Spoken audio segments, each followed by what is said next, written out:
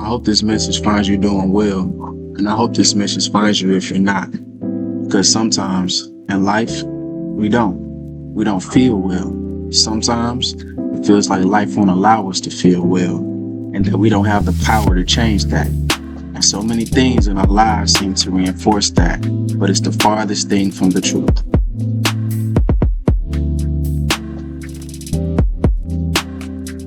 And I know, these words are so hollow in your ears, ringing like a bell in your heart, because it's not something you can see with your eyes. And if I tell you how powerful you are, how you can overcome any adversity that comes into your life and don't give you anything that you can reach out and touch with your hands that have that kind of power. I get it.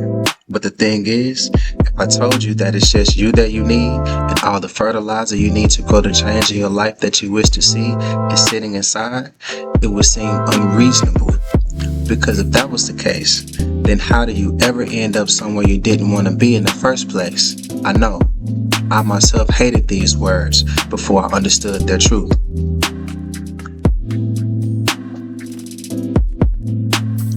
I was never aware of how many things I was holding on to so desperately that I could simply just let go of. I didn't know how much of what I saw as myself had absolutely nothing to do with me. How much of me was there because it was placed there by someone else. And those were the pieces that I was pouring everything into, even though they didn't pour anything back into me.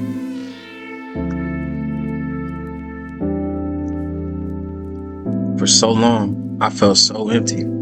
I couldn't understand why. I was putting so much into all the aspects of my life that the world allowed me to let matter.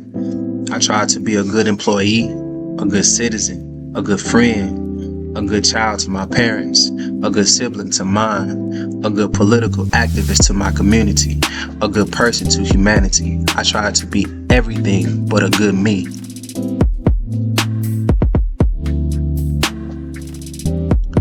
We walk through life picking up so many titles that we identify as ourselves, to the point that we forget there is something underneath all of it. Something that's more than each of those things. Something that's more than all of those things combined. That there's something inside of us that can be all of those things at once. Yet none of those things could ever become, even when put together.